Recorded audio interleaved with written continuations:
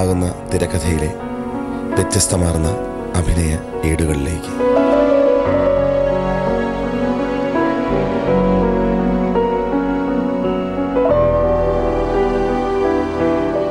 നമ്മുടെ വിഷയത്തിലേക്ക് വന്നു കഴിഞ്ഞാൽ ഈ പ്രണയം എന്ന് പറയുന്നത് അതാണ് നമ്മൾ പറയുന്നത്. ഞാനൊരു ഫസ്റ്റോട് ചോദിക്കണമെങ്കിൽ ഒരു സ്ത്രീ എന്ന നിലയിൽ ഒരു ജീവിതത്തിൽ നമ്മുടെ ഈ ഒരു പ്രണയം എന്ന് പറയുന്ന അവസ്ഥയിൽ രണ്ട് വ്യക്തികൾ തമ്മിലുള്ള ഒരു വിവാഹ ബന്ധത്തെ ഇത് എങ്ങനെ ആയിരിക്കണമെന്നാണ് ഒരു സങ്കല്പം. നമ്മളൊരു ജീവിച്ച ആളാണല്ലോ, പുതിയ തലമുറയുണ്ട്, ആൾക്കാരുണ്ട്. എങ്ങനെ ആയിരിക്കണമെന്നാണ് നമ്മുടെ ഒരു സങ്കല്പം. നമ്മുടെ പല അധ്യായങ്ങളിൽ പല ആൾക്കാർ പല അഭിപ്രായങ്ങൾ പറഞ്ഞിട്ടുണ്ട്. അപ്പോൾ ഞാൻ ഫാസിലോടും ചോദിക്കുന്നു, ചോദ്യ ആവർത്തനാണെങ്കിൽ കൂടി എന്തായിരിക്കണം എന്നാണ് ഒരു എങ്ങനെ ആയിരിക്കണം? ഏറ്റവും കൂടുതൽ വേണ്ട അഡ്ജസ്റ്റ്മെന്റ്, അതാണ് ജീവിതത്തിൽ വേണ്ടതെല്ലാം സഹകരിച്ച് അങ്ങോട്ടും ഇങ്ങോട്ടും.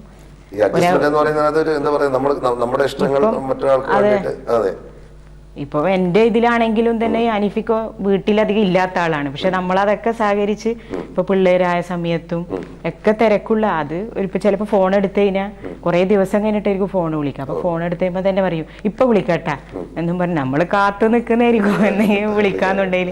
പക്ഷെ അതൊക്കെ നമ്മൾ മനസ്സിലാക്കി പോയത് കൊണ്ടാണ് ഇത്ര നിന്നത്. നമ്മുടെ വിഷയം അന്വേഷിക്കുന്നതാണ് കാര്യം. തിരക്കിട്ട അല്ലെങ്കിൽ പ്രമുഖരായ ആൾക്കാരുടെ കൂടെ ജീവിച്ചവർക്ക് സാധാരണ സ്ത്രീകളെ പോലെ അവർക്ക് ഒരുപാട് ഈ പറഞ്ഞ പോലെ കാര്യങ്ങൾ സഹിക്കേണ്ടി വരും. എപ്പോഴും ആളടുത്തുണ്ടാവില്ല, അല്ലെങ്കിൽ കുടുംബത്തിന്റെ കാര്യം. അപ്പോൾ ഞാൻ ചോദിക്കുന്ന കുഞ്ഞുങ്ങൾ ഇപ്പൊ ഇങ്ങോട്ട് വന്ന അദ്ദേഹം ഉണ്ടായ സമയത്തെല്ലാം അപ്പൊ ആ ഉത്തരവാദിത്തങ്ങളെല്ലാം സ്വയം ഏറ്റെടുത്താണ് ഫസ്റ്റ് നടത്തിയത്. ഒന്നും അറിയേണ്ടി വന്നിട്ടില്ല. അത് അതിന്റെ ഇടയിൽ ഫോണിൽ നോക്കിയിട്ടാ പിള്ളേരെ വലിപ്പം അതിനോട് പറയുന്നത് നിന്നെ സമ്മതിച്ചു പോയി. രണ്ടുപേരെയും അനീഫിക്ക് ഒന്നും ഒരു കാര്യം അറിയേണ്ടി വന്നിട്ടില്ല.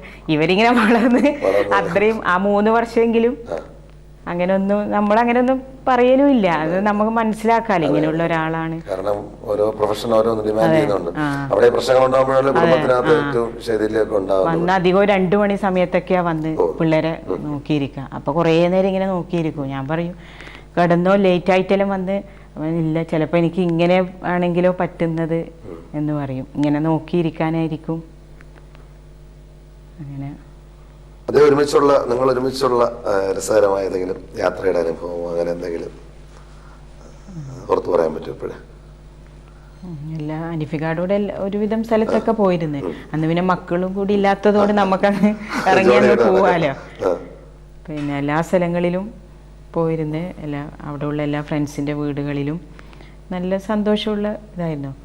ഈ എറണാകുളത്തും മദ്രാസിൽ പോകുന്നതിനേക്കാളും പുറം രാജ്യത്ത് പോകുമ്പോൾ പിന്നെ ഒരു സന്തോഷത്തില് എന്നുവെച്ചാൽ ആളുകളുടെ ഇടയിൽ നിന്നും കുറെ ഫ്രീ ആയിട്ട് കിട്ടുന്നതും.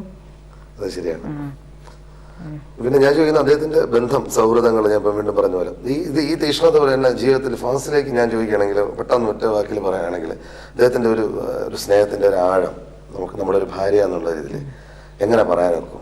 ഇപ്പൊ എല്ലാവരോടും സ്നേഹമുണ്ട്, പ്രത്യേകിച്ച് പറയേണ്ട കാര്യമില്ല. എന്നാലും ഞാൻ ചോദിക്കുകയാണ്, നമ്മുടെ വിഷയമായുണ്ട്, എങ്ങനെയാണ് അദ്ദേഹത്തിന്റെ ഒരു സ്നേഹത്തിന്റെ ആഴവും കുടുംബത്തോടുള്ള ഒരു ആഭിമുഖ്യവും എല്ലാം? പിന്നെ അതൊരു പറയാൻ പറ്റാത്തൊരു അത്രയും കുടുംബത്തിനെ നമ്മളെല്ലാം അതേപോലെ സ്നേഹിച്ച ആളാ. പക്ഷെ എനിക്ക് തോന്നുന്നു അങ്ങനെയുള്ള ഒരു വ്യക്തിയാണ് നമ്മുടെ ലൈഫിൽ ഇപ്പം നമ്മൾ അനുഭവിച്ചിരുന്ന കുറച്ച് കാലം നമ്മൾ പറയുമല്ലോ, കുറച്ചു കാലം ഉണ്ടായിരുന്നുള്ളൂ അല്ലെങ്കിൽ. അപ്പൊ ഇങ്ങനെ ഒരു പിന്നെ ആൾ എന്റെ ഭർത്താവായി അല്ലെങ്കിൽ നമ്മൾ പലരും പറയാറുണ്ട് ഇദ്ദേഹം എന്നുള്ളത്. ആ ഒരു അങ്ങനെ നോക്കുമ്പോഴത്തേക്ക് നമ്മുടെ ഒരു തിരിഞ്ഞോട്ടം നമ്മൾ സ്വയമായിട്ട് നോക്കുമ്പോൾ ഞാൻ ഇരുന്നിരുന്നിടത്തോളം കാലം എനിക്ക് അതിനകത്തോടൊരു 100% നീതി പുലർത്താൻ പറ്റിയെന്ന് എപ്പോഴും തോന്നാറുണ്ട് സ്വയമേവ. അതിനകത്ത് അങ്ങനത്തെ യാതൊരു പരാതികളോ ഒന്നും ഉണ്ടായിട്ടില്ല. ഞാൻ 2 വിധത്തിലും ഞാൻ എനിക്ക് അനീഫിക്കാനെ കിട്ടിയതും അനീഫിക്കാക്ക് എന്നെ പോലത്തെ ഒരു വ്യക്തി കിട്ടിയതും ഒരേ ഭാഗ്യം തന്നെയാണ്. കാരണം ഇപ്പോഴത്തെ ഓരോ പെൺപിള്ളേരെ നോക്കുമ്പോൾ നമ്മളെല്ലാം അത്രയും ഇതായിട്ട് നിന്ന ആളാ. എന്ത് വേണമെങ്കിൽ, കാരണം വെച്ചാൽ ആളൊരു മടിയനാണ് ശരിക്കും. അപ്പൊ എല്ലാം നമ്മൾ നേലുപോലെ കൂടെ നിന്ന് എല്ലാം ചെയ്തു കൊടുക്കും. അതൊക്കെ ഏറ്റവും ഇപ്പൊ ഒരു സംതൃപ്തി തോന്നുന്നു. അങ്ങനെയൊക്കെ ചെയ്യാൻ പറ്റിയല്ലോ, ലാസ്റ്റ് സമയം വരെ കൂടെ നിന്ന് എല്ലാം ചെയ്യാൻ പറ്റി. അദ്ദേഹത്തിന്റെ കരിയറിലെ നടൻ അല്ലെങ്കിൽ സംവിധായകനൊക്കെ ആയിരുന്നല്ലോ ഞാൻ ചോദിക്കുന്നത്. അതിലൊക്കെ ഈ പ്രൊഫഷനിൽ ഫാസിലിന്റെ ഒരു പിന്തുണ എങ്ങനെയായിരുന്നു ജീവിതത്തിൽ? അദ്ദേഹത്തിന് മുമ്പ് ആയിരുന്നു, ഞാൻ പറഞ്ഞ അദ്ദേഹത്തിന്റെ ഒപ്പം ചേർന്നതിന് ശേഷം നിങ്ങൾ ഒരുമിച്ച് ജീവിതം തുടങ്ങിയതിന് ശേഷം എങ്ങനെയായിരുന്നു ഫാസിയുടെ ഭാഗത്തു നിന്നുള്ള ഒരു അദ്ദേഹത്തിന് വേണ്ട ഒരു പ്രചോദനവും കാര്യങ്ങളൊക്കെ എങ്ങനെയായിരുന്നു? ഇവര് വീട്ടിൽ വന്നു കഴിയുമ്പോൾ ചോദിക്കും ഓരോ, അത് ഭയങ്കര കാര്യം. എന്താണെങ്കിലും അത് നേരിട്ട് അങ്ങോട്ട് പറയണം. ഇപ്പോൾ ഒരു TV പ്രോഗ്രാമിന് പോയിരുന്നാലും ആ സ്റ്റുഡിയോന്ന് ഇറങ്ങുന്നതിന് മുന്നേ എൻ്റെ ഫോണ് വന്നിരിക്കണം. എങ്ങനെ ഉണ്ടായി, മുടി എങ്ങനെ ഉണ്ടായി, ഞാൻ ഇരുന്നത് എങ്ങനെ ഉണ്ടായി, അതൊക്കെ പറയുന്നതും ഇഷ്ടമാണ്.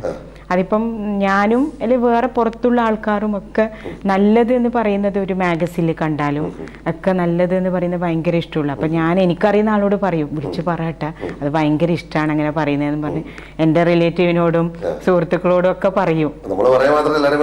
പറയും അത് ഇഷ്ടമുള്ള ആളാണ് അതൊക്കെ പറയുന്നത്, അതുകൊണ്ട് അങ്ങനെ ചെയ്യിപ്പിക്കും.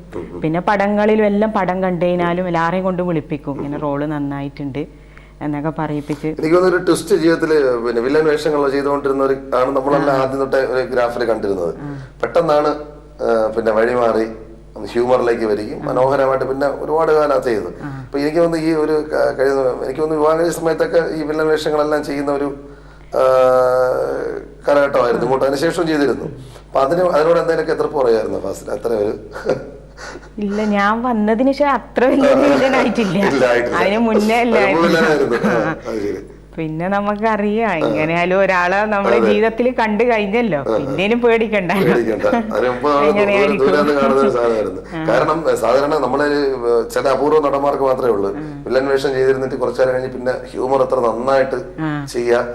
പിന്നെ അതുപോലെ തന്നെ മറ്റുള്ള ഭാഷകളിലെല്ലാം ശരിക്കും നേരത്തെ ഞാൻ ഇപ്പൊ സൗഹൃദങ്ങൾ പറഞ്ഞപ്പോഴും അങ്ങനെ പറഞ്ഞു കേട്ടിട്ടുണ്ട്. ഇപ്പം കരുണാനിധി സാറിനെ കമൽ സാറിന്റെ അടുത്തായാലും പോലും ഒരു അപ്പോയിന്റ്മെന്റ് ഇല്ലാതെ ചെന്ന് കാണാൻ പറ്റുന്ന ഒരു വ്യക്തി, ഏക വ്യക്തി കൊച്ചിൻ ഹനീഫാണെന്ന് പറഞ്ഞാൽ പറയും. അത്രയ്ക്കും ആൾക്കാരിൽ ഉണ്ടാക്കുന്ന ഒരു ഇമ്പാക്റ്റ് ആണ്. അപ്പൊ ഞാൻ ചോദിക്കുന്നത്, അങ്ങനെ ഒരു വ്യക്തി നമ്മുടെ ജീവിതത്തിൽ പൊടുന്നനെ നമ്മുടെ ഇവിടുന്ന് പെട്ടെന്ന് വന്നു എന്നുള്ളതിന്റെ ഈ ഒരു ശൂന്യത, ഒരു ഗ്യാപ്പ് നമുക്ക് എല്ലാവർക്കും ഫില്ല് ചെയ്യാനായിട്ടുള്ള ഒരു ബുദ്ധിമുട്ട് എല്ലാവർക്കും ഉണ്ട്. എനിക്ക് ഫാസിൽ ആ ഒരു ഇന്നത്തെ തലമുറയെ കൂടെ അറിയിക്കാൻ വേണ്ടി ഞാൻ ആ ഒരു ചോദ്യത്തിലേക്ക് ഇന്നിങ്ങനെ മുമ്പേ കടക്കുകയാണ്.